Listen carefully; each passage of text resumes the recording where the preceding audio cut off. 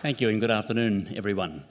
Well, I'm sure we'd all agree that no discussion of the genius of Western civilization would be complete without some discussion, at least, of Judeo-Christianity and its role in the rise of the West and all that we've achieved over those years. So we've got three very informed panellists, two of whom we've already heard from, and a third we haven't. So what I thought I'd do in the 15 minutes or so that we have is firstly to invite Julie to reflect on remarks that either Paul or David have made, or anything else that you'd like to say to this topic, Julie, and then we'll open up for questions from the floor.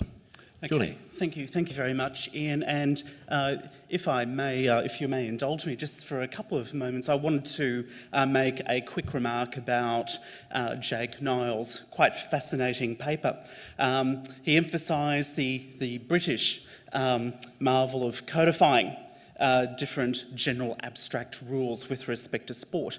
Now, anyone familiar with the emergence of institutional economics and more recently constitutional political economy and economic thought will understand that there's a fundamental distinction that this literature makes between rules of the game, as it were, and the play itself.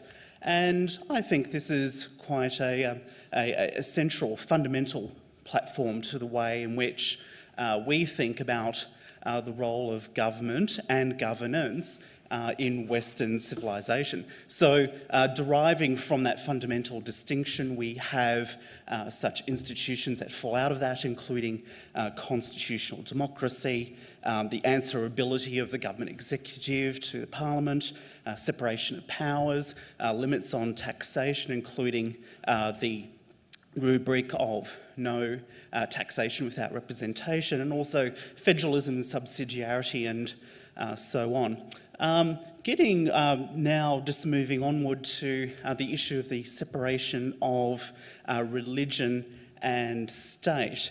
I think there's a couple of interesting trends that are emerging here. Now, the first issue I would refer to in relation to this is some of the agitations by Islamic groups within Western countries for codification of their religious edicts into legislation. I think from a personal perspective, it's quite comforting to know that the former Commonwealth Treasurer Peter Costello in 2006 and more recently the Federal Attorney General Robert McClelland indicated that really there shouldn't be any accommodation of religious law within the secular sort of framework of the rule of law. So that's one sort of issue that's bubbling along. But if there's another tension or issue I could raise, it's the recent phenomenon of what I might call secular pagans.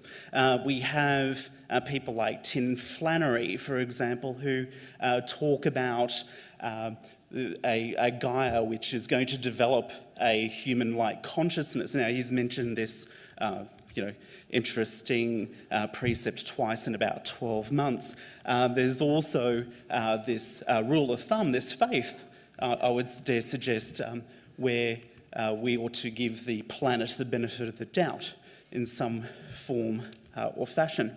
Now, I think here we see a sort of quite a risky blurring, of course, of the separation of religion and faith and belief and the conduct of the state. And that's realised in terms of carbon taxes, subsidies, financed by higher taxes, and so on. And I think these sorts of intervention in turn actually have the great danger and risk of eroding the economic buy-in to the idea of Western civilization. I think, from a utilitarian perspective, it's just a clear fact that Western economies have an inherent dynamism in terms of long-term economic growth and productivity, and these are put at risk on the basis of putting faith in the planet and giving it the benefit of the doubt. So, very interesting discussion by David and others, and I think there are some tensions and issues that we should recognise. Thank you.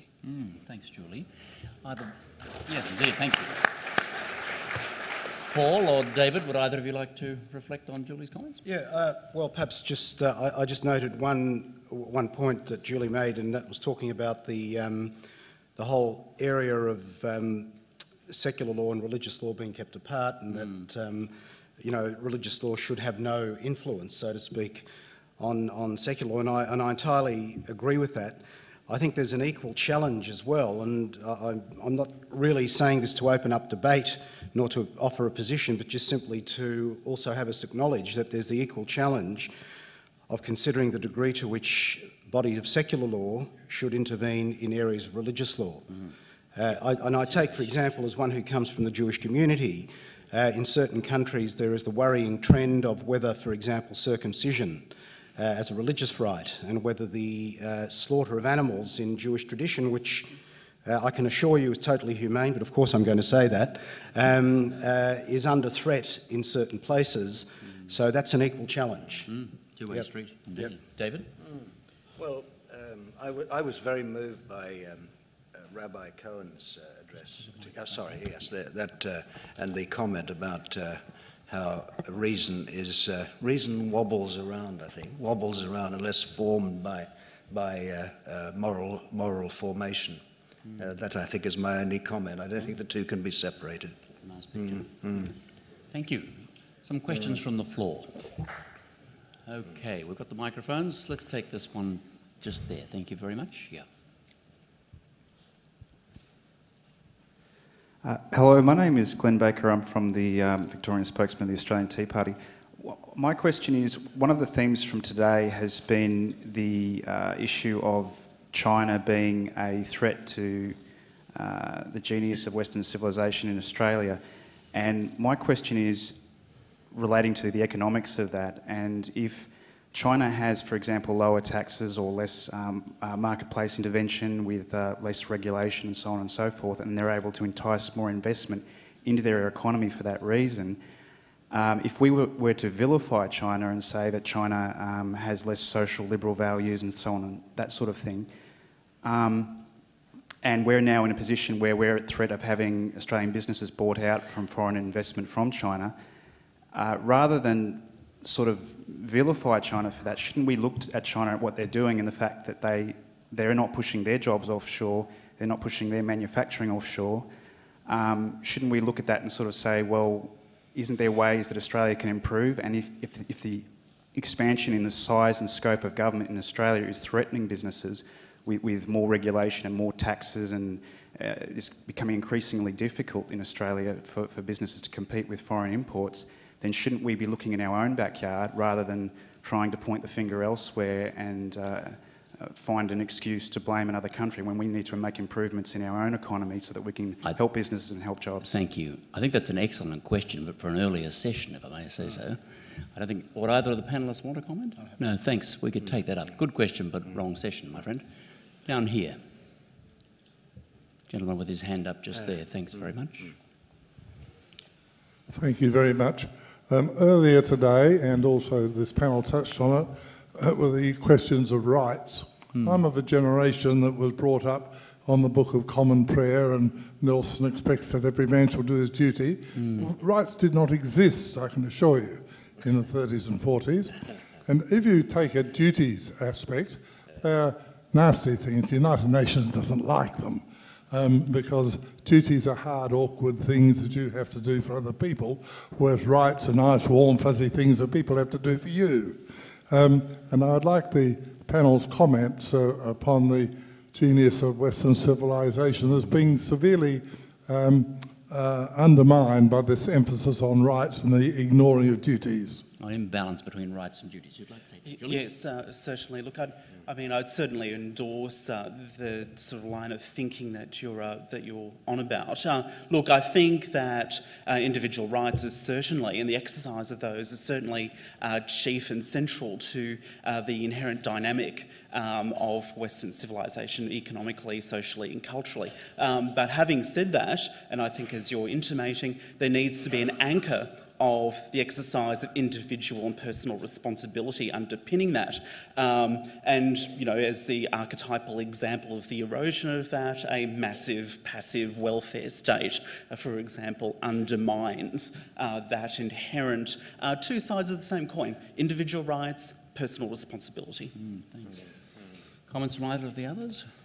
Not on that one, okay. Sorry. There are two questions down here. The one in the rear first, and then the gentleman up front. Thank you. There's a microphone coming. Thank you. You're right. Away you go. Right there behind you, sir. There we go.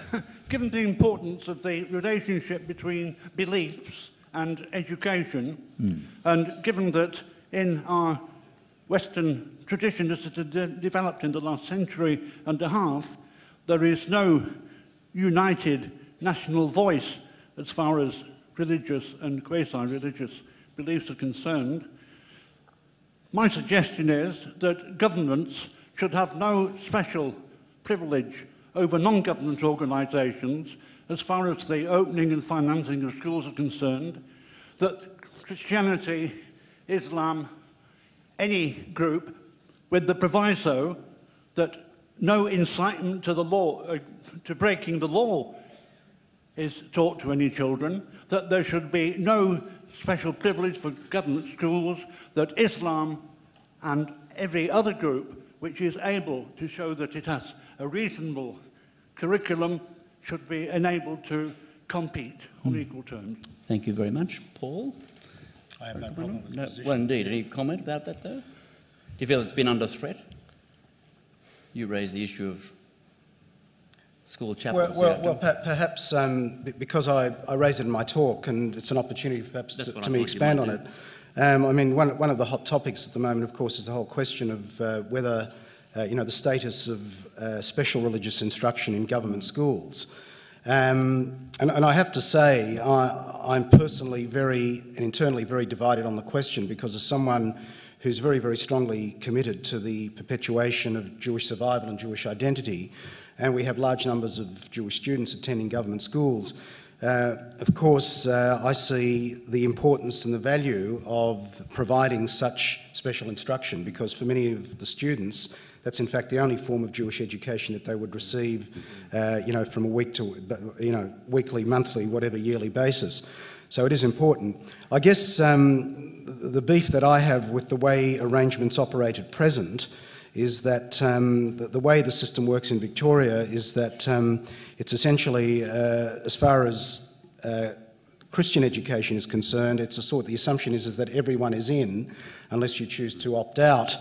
And therefore, with groups like Buddhists and Jews and other groups like that, you don't have that. You have to make a decision to sort of opt in. So I guess my approach here is that you either, perhaps equalise the field and have, but then it becomes very difficult to sort that out. But the other side of me, the other tension, of course, that is that, we live in a sort of a Western liberal secular democracy in which we value the separation of church and state, and therefore we might say that the way in which to deal with this issue is to incorporate within the curriculum the study about religions and the value of religion as a component in human civilization, rather than necessarily to give groups special rights. So that's a side of me that I would like to embrace, but the other side of me, the very Jewish side of me, says that if we go down that track, then for the large numbers of Jewish students who don't have access to Jewish education, that becomes highly problematic. Thank you, Paul. David? No? We'll take this one last question. Sir, at the front there. Thanks very much. I'm a little bit concerned about the silent Holocaust going on in the Middle East with the Coptics in Egypt, and what's going on in Darfur and places like that. And in the Middle East over the last 50 years has been going on, and none of the Christian churches are speaking up about it. And I'm wondering if it's because they're so PC-addled, or whether because some of these spokesman groups might have been captured by the political left. I'd really like to hear what you have to say about that. Comment, David? Well, I think the Christian churches are trying to do a great deal, but the media aren't friendly to that, and it's very difficult to get published. So by and large, the Christian West is Christian in name only and is really not concerned, I think, by and large, for the sufferings of very large numbers of Christians who are facing dreadful persecution in a lot of countries across the world.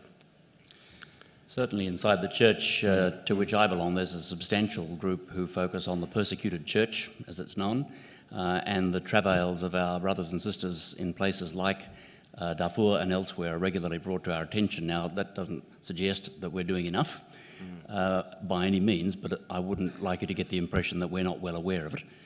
It is something which is very difficult to bring to the wider attention, though. Julie? Oh, look, I think in addition to the efforts of civil society organisations to raise these issues in the general public, there is an important safety valve, and it's called the immigration program.